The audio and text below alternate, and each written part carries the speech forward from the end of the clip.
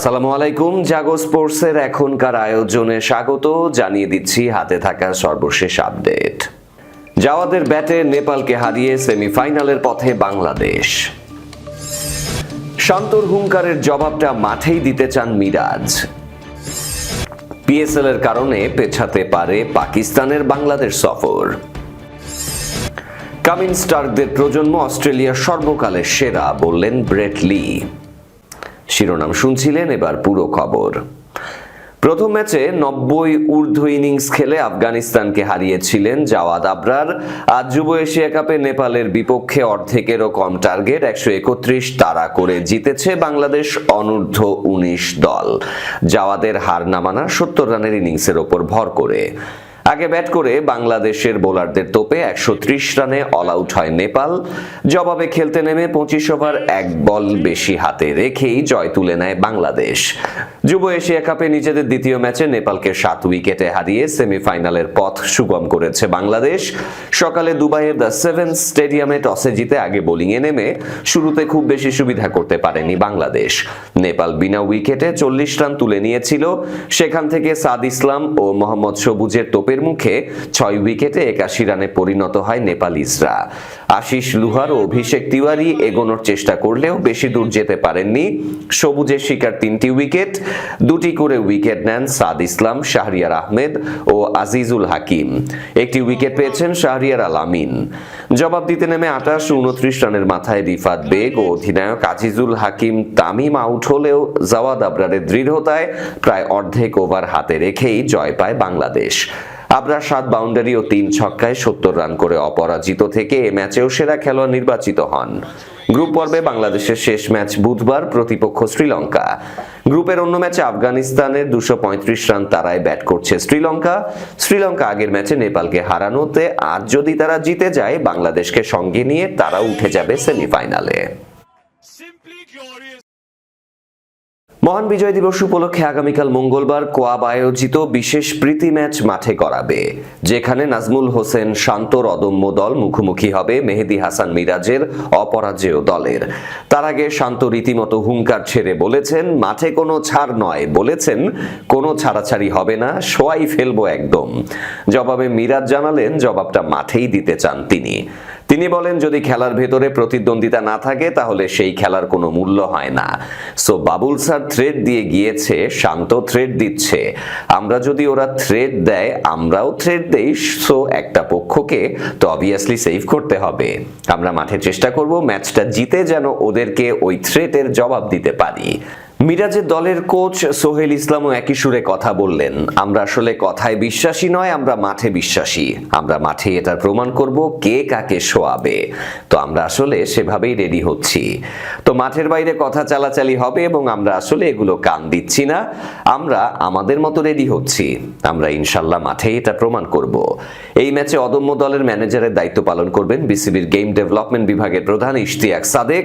দলটির মেন্টরের ভূমিকায় থাকবেন জাতীয় দলের সাবেক অভিজ্ঞ অলরাউন্ডার মাহমুদুল্লাহ রিয়াদ। অপরদিকে অপরাজেয় বাংলার কোচ হিসেবে থাকছেন মিজানুর রহমান বাবুল। ম্যানেজারের দায়িত্বে থাকছেন শেহজাদ মুনিম। মেন্টরের দায়িত্বে থাকবেন জাতীয় দলের সাবেক অধিনায়ক তামিম ইকবাল খান। পাকিস্তান সুপার লিগ পিএসএল এর 11তম আসরের উদ্বোধন ও ফাইনালের তারিখ ঘোষণা করেছে পিসিবি চেয়ারম্যান মহসিন নাকভি। 8 দলের ফ্র্যাঞ্চাইজি টুর্নামেন্টটি 2026 সালের 26শে মার্চ শুরু হয়ে 3রা মে শেষ হবে। রোববার নিউ ইয়র্কে পিসিবি আয়োজিত রোড শোতে নাকভি এই ঘোষণা দেন। পাকিস্তানের গণমাধ্যমগুলো বলছে, পিএসএল এর কারণে পাকিস্তান দলের বাংলাদেশ সফর পিছিয়ে যেতে পারে। আইসিসির ভবিষ্যৎ সফর সূচি অনুসারে 2026 সালের এপ্রিলে বাংলাদেশে টেস্ট, ওডিআই ও টি20 পূর্ণাঙ্গ সফরে আসার কথা পাকিস্তানের। কিন্তু পুরো এপ্রিল জুড়ে পিএসএল এর ম্যাচ থাকায় আন্তর্জাতিক সূচিতে পরিবর্তন আসতে পারে। পিএসএল এর 11তম আসরে দল সংখ্যা বৃদ্ধি করে 8টিতে উন্নীত করতে চায় পিসিবি। আগামী 22শে ডিসেম্বর পর্যন্ত ফ্র্যাঞ্চাইজির আবেদন মনোনয়নপত্র গ্রহণ করবে তারা। এদিকে পিএসএল এ বিনিয়োগকারীদের আকৃষ্ট করতে বিশ্বের বড় শহরগুলোতে রোড শোর আয়োজন করেছে পিসিবি। বছরের শুরুর দিকে লন্ডনের লর্ডস ক্রিকেট গ্রাউন্ডের পর এই সপ্তাহে আয়োজন করা হয় যুক্তরাষ্ট্রের নিউ ইয়র্কে। রোববার টাইম স্কোয়ারে পিএসএল এর ট্রফি প্রদর্শন করা হয়। রোড শোর অনুষ্ঠানে পিসিবি চেয়ারম্যানের সাথে ওয়াসিম আকরাম ও রামিজ রাজার মতো সাবেক ক্রিকেটারদের পাশাপাশি সালমান আগা, শান মাসুদের মতো বর্তমান খেলোয়াড়দেরও উপস্থিতি লক্ষ্য করা যায়। নাকভি পিএসএল এর দুটি দল বাড়িয়ে বড় পরিসরের টুর্নামেন্ট আয়োজনের কথা জানিয়ে শুরু ও শেষের সময় ঘোষণা করেন।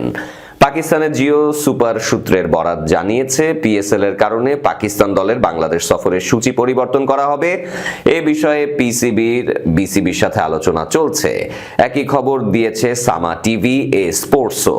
2026 সালের এফটিপিতে পাকিস্তান দলের বাংলাদেশের মাটিতে 2টি টেস্ট ও 3টি করে ওয়ানডে ও টি20 খেলার কথা রয়েছে। টেস্ট দুটি বিশ্ব টেস্ট চ্যাম্পিয়নশিপের অংশ। পাকিস্তানের ক্রিকেটাররা পিএসএল এ ব্যস্ত থাকবেন বলে জাতীয় দলের সূচিতে যে পরিবর্তন আনতে হবে সেটি নাকভিও বলেছেন। পিএসএল উইন্ডোতে থাকা পাকিস্তান দলের আন্তর্জাতিক প্রতিশ্রুতির বিষয়গুলো পুনর্বিন্যাস করা হবে। গত শতাব্দীর শেষ দশক থেকে চলতি শতাব্দীর প্রথম দশক ছিল অস্ট্রেলিয়ার ক্রিকেটের স্বর্ণ যুগ। এ সময় একই দলে খেলেছেন ইতিহাসের অন্যতম সেরা পেসার গ্লেন ম্যাকগ্রা ও ইতিহাসের সেরা লেগ স্পিনার শেইন ওয়ার্ন। স্বর্ণযুগের দলে আরও ছিলেন ব্রেট লি, জেসন গিলেস্পির মতো ফাস্ট বোলার। সেই দলের অন্যতম তারকা ব্রেট লি অবশ্য নিজের প্রজন্মের চেয়েও এগিয়ে রাখছেন বর্তমান বোলিং আক্রমণকে। এমনকি তার চোখে এই প্রজন্মের বোলিং লাইন আপই অস্ট্রেলিয়ার ইতিহাসে সর্বকালের সেরা। অস্ট্রেলিয়ার কিংবদন্তি ব্রেট লির মতে, প্যাট কামিন্সের নেতৃত্বাধীন বর্তমান বোলাররা এই শতকের শুরুর দশকে তার নিজের দলকেও ছাড়িয়ে গেছে। চলতি অ্যাশেজের প্রথম 2 টেস্টে জোড়া তালি দিয়ে দল সাজানোর পর অ্যাডিলেডে প্রায় পূর্ণ শক্তির বোলিং আক্রমণ ফিরে পাচ্ছে অস্ট্রেলিয়া। দলে ফিরছেন প্যাট কামিন্স ও নেইথান লায়ন, তার সঙ্গী হবেন ফর্মের তুঙ্গে থাকা মিচেল স্টার্ক। তবে জশ হেইজেলউড চোটের কারণে এবারের অ্যাশেজ থেকে ছিটকে পড়েছেন।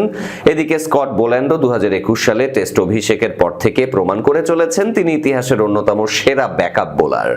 কামিন্স, স্টার্ক, লায়ন ও হেইজেলউড এই 4 জন মিলে এখনো পর্যন্ত খেলেছেন 389টি টেস্ট ম্যাচ এবং সর্বমোট শিকার করেছেন 1586 উইকেট। 4 জনের মধ্যে 3 জন এরই মধ্যে 300 উইকেটের মাইল ফলক ছুঁয়েছেন, আর হেইজেলউডের উইকেটের সংখ্যা 295টি।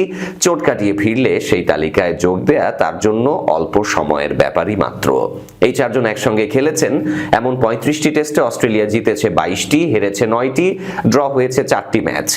একই একাদশ থেকে নেয়া তাদের 567টি উইকেটও একটি রেকর্ড।